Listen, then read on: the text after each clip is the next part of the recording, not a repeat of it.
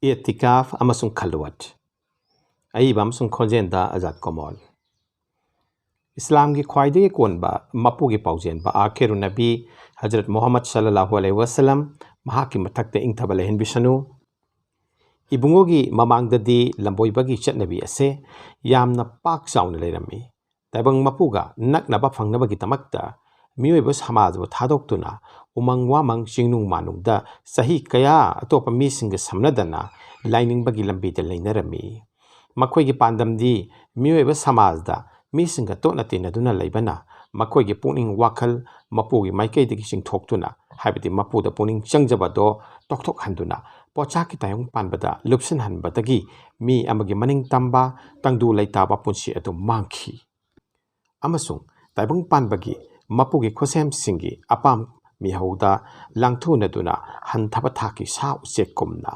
samaj gi lipul lakta matam khara hinglam laga masak thoktana punsi ado adumak longki asina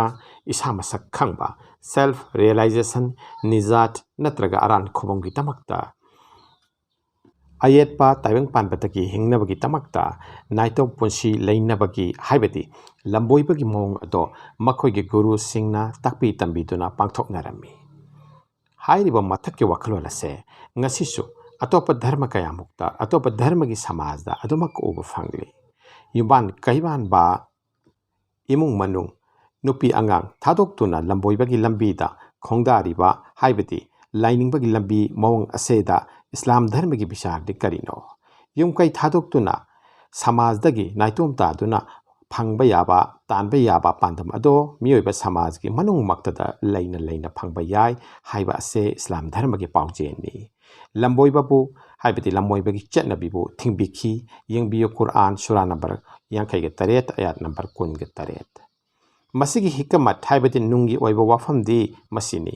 miyoiba bu tayang panbasida sambirakliba thabirakliba taibang samaj ase lingnabani masidagi nathaiduna chatpa haibase taibang panbagi mahausa kanglon gi haibati mapugi khusin gi ona tainabani yumban bagi punsi haiba adi isa isu ima ipa mari mata marup mapang singa akoi bagi samajga punna himhing haibase taibang panbagi fajakhraba kangloni hingbagi kala art of living ka loina na hingba haibato miyoibagi samaj atugi manung maktadani aman amagi mingsen tamjana fam tungin na fam ohendrabada punsigi arthabu karino punsigi mahaubu karino hingmana talibadi miyoiba ama oibagi thoidokpa sakpham langba ngamba kala aduni matang sida kanagumba namot piba yai samajda afaba miyoipok ama oina hingba ngamnanabagi tamakta masa khangnanabagi tamakta semnanabagi tamakta matam khara naitom tabagi tangai fadaba leiroidra masida Islam dharma gi paukhumdi dharma sigi kanglonda Islam gi sariyata naitom tabagi mafam khudong chaba adukki matik pibiri haiba sini nomada matam manga gi namasida natana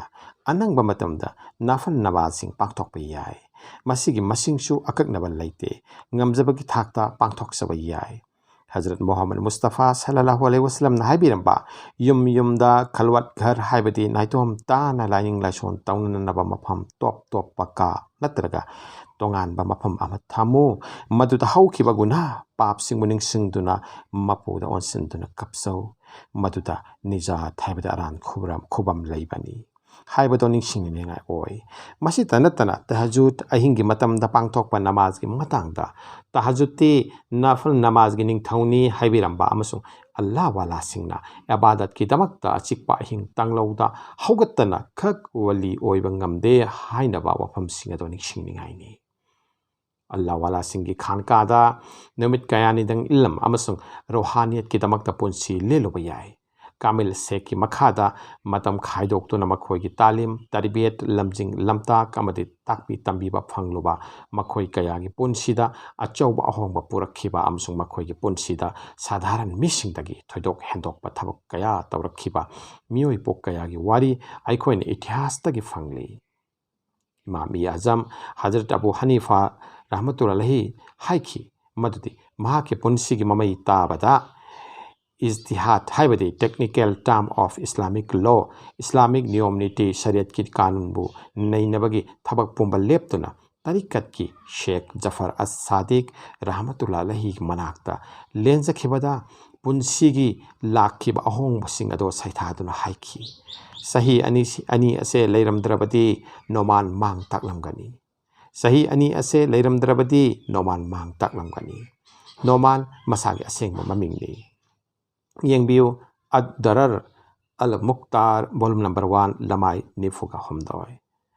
तसेंगबदी Zafar अस सादिक रहमतुल्लाह अलैहि की मनाक्ता शही अनि लेंजखिबा अदुदा नुंगी बातिनगी मसा मसक खंगबगी मसागी नुंगदा अल्लाह तालाबु थीजबगी अमसु मसागी नुंगदा तरीकत अल्लाहबु फांगनबगी नक्सिननबगी कुर्बा इलाही फांगनबगी लंबी चंगसिनजबगी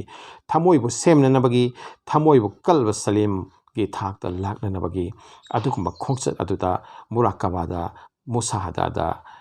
अमदी जिकरदा कल्बी जिकरदा लेनखिबा पुंसी मधुदा फांगखिबा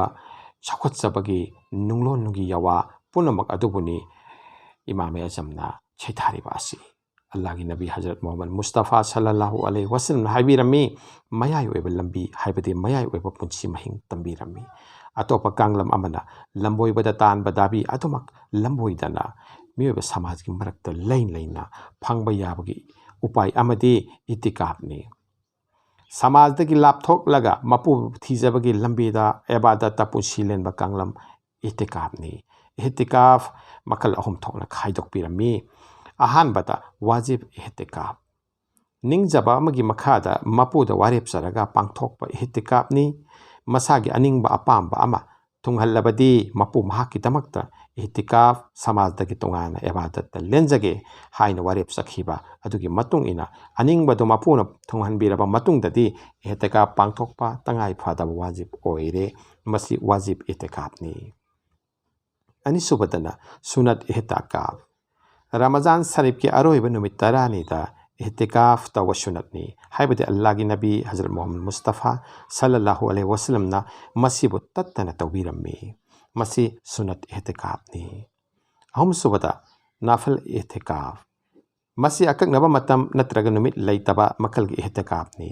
अंगम नुमित सिंह मतम सिंह दा तौबा याय असिना साधारण समाज दा सोखहंदे युबान कैबान बदा सोखहंदे इमुंग मनुंगा लैमिन्नबा अमसुंग इमुंग मनुंगा इमबु यंगसिनबदा सोखहंदे समाज की पुंसीदा अमांगबा हाइबदि अहांगबा मतम सिंहबु मपुग एबादत्ता महाकु थीजबदा महाक नकनबा फांगननबा होनजबदा अदुगुंबा मतम लेनबगी मौंग अदो इतिकाफ नफलनी मौलाना हजरत जकरिया साहेब रहमतुल्लाह अलैहि ना हाय मिपुंग खुदिंगमक मस्जिदता एबादत तौदुना लेलिंगै इतिकाफ की सवाबसु फांगननबा इतिकाफ की नियत तौगदबनी अखोइगी बाबाना मस्जिदता हेक चंगबा खुदिंगी ये थंगबा खोंग थांजिनबता नतना इतिकाफ की नियत तौबा हौवी मस्जिद इतिकाफ तौदुना लेरिबा मिसक अदो कनागुंबगी थोंजिंदा निजरिबा पोट अदो हेक पीद्रिबा फावबा कुंदुना तुदुना लैबा अदुगुंबा मिसक पांखकनी सुफिया किराम सिंह सैसकली थवाइगा हक्चांगा खाइनखिबा नंगी खुयादा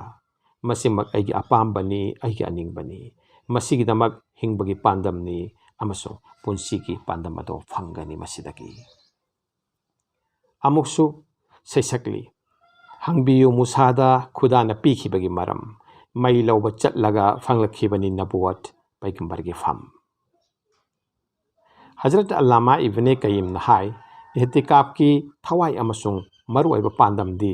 बंदा की पुकनिंगा अल्लाह मपु महाक्का मरी लेनहनबा अल्लाह नतबा अतोपसिंगी वाखल लौथोकपा दुनिया की थबक थौरमसिंग थादोकलगा अल्लाह दा माई ओनसिनबा सिमकनी मसिना अपिकपा हाइबदि मसिना अचिकपा खबरदा अखोइबु तेंबांगबिरुगनी मराकिउल फालादा इरी मदुदी नेचुम इतिकाफ तौरबदी मसी ख्वाइदगी फाबा अमलसिंगी मनुंगदा मनी तसेंगनमक हाइरबदा इतिकाफ असे थमोइनुंगी दुनिया की पोलम खुदिमक्तगी हाइबदि थमोइबु दुनिया की पोलम खुदिमक्तगी हंदोहनबनी अदुगा मसाबु मपुदा छिन्नजरगा महाकी थोंजिंदा तादुना लैबनी इतिकाफ तगी लौरगा सुफिया किराम सिंगना नाइतोम ताबगी एबादतपु खलवत हाइना चथै मसी फनागी पांदमदा हाइबदि मसाबु मांगनजबगी हाइबदि मसागी अहंकार नापल पुनमकपु आई हाइबदो मांगनजरगा मपुगी माइकैदा ꯆꯪꯁꯤꯟꯖꯕꯅꯤ꯫ ꯃꯁꯤ ꯐꯅꯥꯒꯤ ꯄꯥꯟꯗꯝꯗ ꯃꯄꯨꯒꯤꯗꯃꯛꯇ ꯄꯨꯝꯊꯥ ꯊꯥꯗꯣꯛꯈꯤꯕꯅꯤ꯫ ꯈꯜꯋꯠꯀꯤ ꯑꯃꯜꯅ ꯂꯝꯕꯣꯏꯕꯒꯤ ꯑꯃꯜ ꯄꯨꯝꯅꯃꯛ ꯂꯝꯕꯣꯏꯗꯅ ꯐꯪꯍꯜꯂꯤ꯫ ꯈꯜꯋꯠꯀꯤ ꯑꯃꯜꯅ ꯂꯝꯕꯣꯏꯕꯒꯤ ꯑꯃꯜ ꯄꯨꯝꯅꯃꯛ ꯂꯝꯕꯣꯏꯗꯅ ꯐꯪꯍꯜꯂꯤ꯫ ꯃꯤꯑꯣꯏꯕ ꯁꯃꯥꯖꯗꯒꯤ ꯑꯀꯛꯅꯕ ꯃꯇꯝ ꯈꯔ ꯈꯥꯏꯗꯣꯛꯍꯟꯕ ꯅꯠꯇ꯭ꯔꯒ ꯃꯔꯛꯇ ꯂꯩꯅ ꯂꯩꯅ ꯍꯥꯏꯕꯗꯤ ꯃꯤꯑꯣꯏꯕ ꯁꯃꯥꯖꯒꯤ ꯃꯔꯛꯇ ꯂꯩꯅ ꯂꯩꯅ ꯅꯥꯏꯇꯣꯝ ꯇꯥꯕꯒꯤ ꯑꯃꯜꯁꯨ ꯇꯧꯍꯜꯂꯤ꯫ ꯅꯥꯏꯇꯣꯝ ꯇꯥꯕꯒꯤ ꯑꯃꯜ ꯑꯁꯦ ꯃꯁꯥꯒꯤ ꯅꯨꯡꯒꯤ ꯅꯨꯡꯗꯅꯤ꯫ ꯃꯤꯌꯥꯝ ꯁꯃꯥꯖꯗ ꯇꯤꯟꯅꯔꯕꯁꯨ ꯃꯁꯥꯒꯤ ꯅꯨꯡꯒꯤ ꯅꯨꯡꯗ ꯖꯤꯀꯔ ꯑꯃꯁꯨꯡ ꯃꯨꯔꯥꯀꯕꯥ ꯃꯥꯒꯤ ꯃꯤꯠꯌꯦꯡ ꯑꯗꯨ ꯂꯩꯁꯤꯟꯗꯨꯅ ꯊꯝꯕꯅꯤ꯫ ꯄꯥꯔꯁꯤ ꯀꯕꯤ ꯁꯦꯈ ꯁꯥꯗꯤꯅ ꯏꯔꯤ, ꯃꯤ ꯑꯃꯅ ꯀꯩꯊꯦꯜꯗ ꯂꯩꯕ ꯌꯥꯏ, ꯇꯧꯕꯇꯕꯨ ꯇꯁꯦꯡꯅꯃꯛ ꯑꯁꯦꯡꯕ ꯍꯀꯤꯀꯠꯀꯤ ꯔꯤꯌꯦꯂꯤꯇꯤꯒꯤ ꯑꯃꯜ ꯇꯧꯕ ꯌꯥꯏ꯫ ꯇꯔꯖꯥꯑ ꯆꯤꯛꯅ ꯃꯨꯔꯥꯀꯕꯥ ꯇꯧꯕ ꯑꯃꯁꯨꯡ ꯈꯜꯋꯠꯀꯤ ꯑꯃꯜ ꯑꯁꯦ ꯁꯨꯂꯨꯛꯇ ꯍꯥꯏꯕꯗꯤ ꯇꯔꯤꯀꯠꯇ ꯍꯥꯏꯕꯗꯤ ꯇꯁꯧꯐꯇ ꯑꯜꯂꯥ ꯇꯥꯂꯥꯕꯨ ꯊꯤꯖꯕꯒꯤ ꯑꯔꯣꯝꯕ ꯄꯪꯈꯩ ꯂꯥꯛꯅꯅꯕ,